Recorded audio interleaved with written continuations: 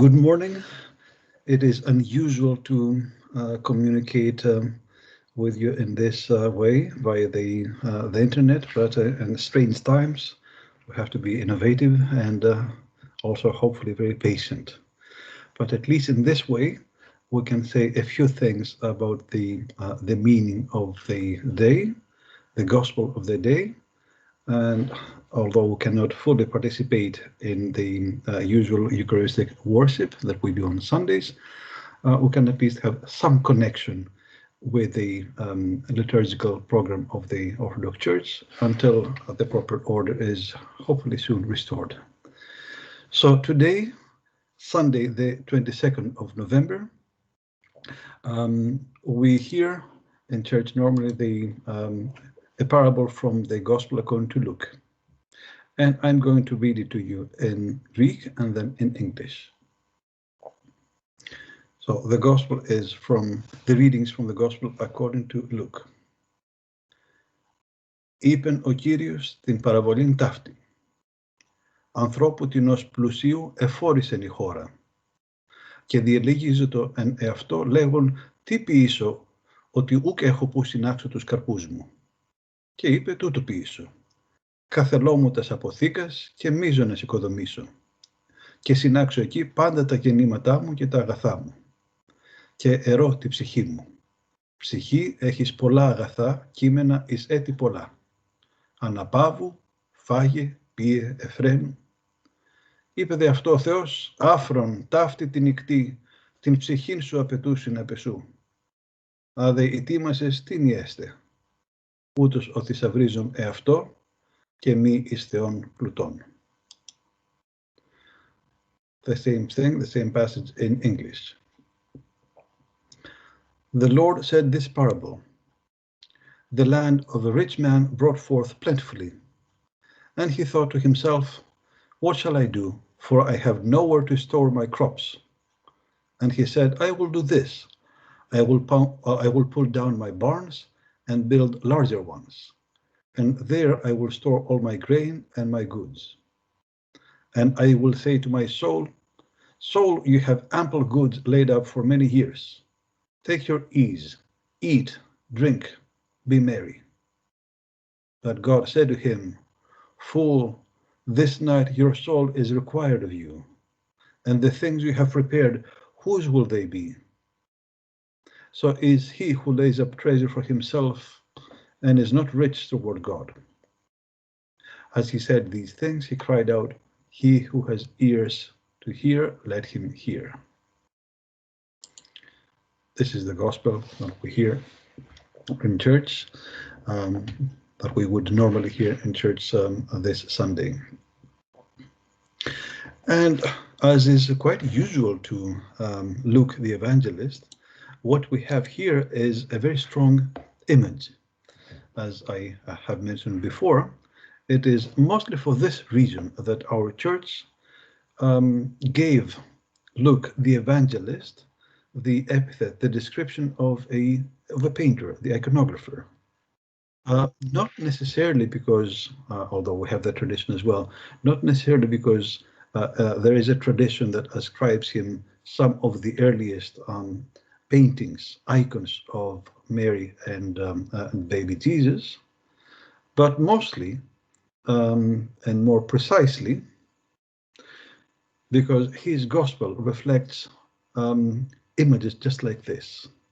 It's a very visual gospel.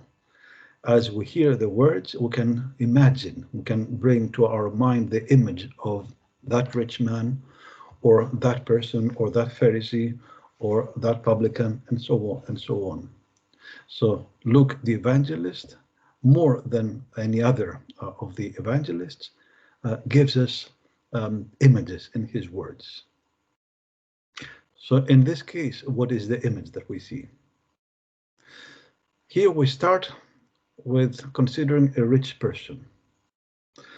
And that is not necessarily a bad thing in itself. It is true that elsewhere we hear something that sounds very disparaging for rich people, that it is easier for a thick a thick thread to go through a needle rather than for a rich man to go to enter the kingdom of heaven. But this is not as absolute as it sounds, even or there, or in this case, in our parable. And the reason we're saying that is that we see that there are other rich people, such as Abraham, his descendants, that God has actually blessed. So richness in itself is not necessarily a bad thing. But when or why it becomes an impediment towards salvation, we can see precisely in this parable. So we can consider the rich man, who, like in the also Lucan parable of the rich man and Lazarus, is not given a name. And that's important for any narrative. That's important for the visual images in words that the evangelist constructs for us. No name means that this is not a person in relationship. This is not a person in a loving relationship with God or with other human beings. A name is what makes us accessible to other people, what specifies that we exist for the others and from the others, that we exist in a continuous relationship of love with others and with God. A person who is not specified by name, but is only described as a rich person, or who perhaps describes himself primarily as a rich person, that means, in the context of the narrative, that this is what this person finds most interesting about themselves.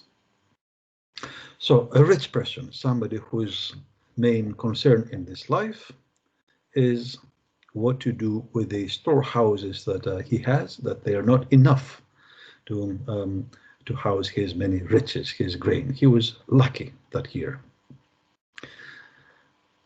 And so far, this is not necessarily bad, but the turn comes in the narrative when he turns to his own soul, to his own life. Soul and life have a very small distance in the Hebrew tradition. So he says that when I do this, I will tell my soul, soul, you have so much for many years. So this is it. You have achieved your task, your goal. Take your ease, eat, drink, be merry. That's it. There's no consideration for others. There's no consideration for what else the soul may desire. So in this context, his soul, his inner desire, his life was about things. And where this becomes a trap, where this becomes a spiritual difficulty, comes in the next sentence, when God turns to him and illuminates in a very strong way the situation. So he places that unnamed rich man in front of his own mortality and his own limitation. So this night, your soul is required of you. That's one of the most dramatic lines that we can find in the entire gospel. This night, your soul is required of you. This night, you will die. And the things that you have prepared, what about them? Whose will they be? So how much have they helped you relax? How much have they helped you ease and be merry as what you wanted to do? So in the context of his own mortality, all these things appear useless, and actually worse than useless, because they seem to be impediments. They seem to be making much more difficult the entry of this rich person to the kingdom of God. What you have done is you have tried to collect treasure for yourself. It's once again egoism, the focus onto the I, not the service to each other, not any relationship of love, and not any enrichment towards God. So in perhaps a stereotypical way, but a way that we can recognize, at least to some extent, within all of ourselves. The temptation here that is personified, an example in the person of that rich man, is something that we can recognize in ourselves. To some extent, we can all sympathize with that rich man. We can all find a part of ourselves in his position, both into the temptation in the first half of the parable. We tend to be happy that we, if we are successful professionally, if we have lots of property and things give us comfort. And this is something, as I said, that we can recognize within each one of ourselves. But then we can also perhaps recognize or can visualize our own end in this dramatic way that we see in this parable. We can imagine that some night God will tell us, this night your soul is required of you. And the question then is, what will be our response? What will be our feeling? How prepared will we be to say, okay, this is my soul. It belongs to you, God. But it's not the first time I see you. It's not the first time I think about you. And yes, there are some things that I will take with me, hopefully to the kingdom of heaven. So what are the real riches? Not things, we cannot take them with us. Is there anything that we can take with us when we cross over and we meet our Maker and hopefully each other? Yes. We can take with us the wish for mercy. We can take with us love. We can take compassion. We can take these spiritual riches. So the question here is, if we want to be rich, in what way can we be rich so that these riches accompany us even after death? Anything that is encouraging our egoism is actually an impediment. It's a trap. But anything that may allow us to be more merciful, more compassionate, more humble, anything that can allow us to fall into our knees and say, God, I have made all sorts of mistakes, like the publican that we have come across in a different parable of Luke the Evangelist once again. So if we fall down and say, I have made many mistakes, it's my human nature, I know this. I'm not trying to defend it. But what I'm asking of you is to pay my mercy with your mercy, my compassion with your compassion, my love with your love, my life with your life. That's a different kind of treasure. And while we're in this life, this is the treasure where we hope to cultivate and bring with us. This is the treasure that does not die. So for this Sunday, the Gospel of the Day encourages to reflect on what is real treasure and what kind of a person is really rich in things or rich in spiritual qualities. And also, we should remember that the day before, the 21st of November, we celebrate the entry of the Theotokos into the temple. Now, this, of course, as many Christological and feasts of the Theotokos, have a historical basis. It's a feast of a certain memory of something that happened a very long time ago, but was important for the coming of Jesus Christ and therefore also of our salvation.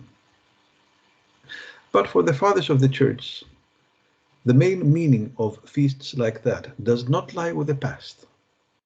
Yes, we take it for granted that this is something that happened about 2000 years ago, but this is not mostly why we're interested in it. According to the greatest fathers of the church, the life of the Mother of God, the life of Theotokos, is a model for our own life. And her entry to the temple corresponds to a way of understanding our own life.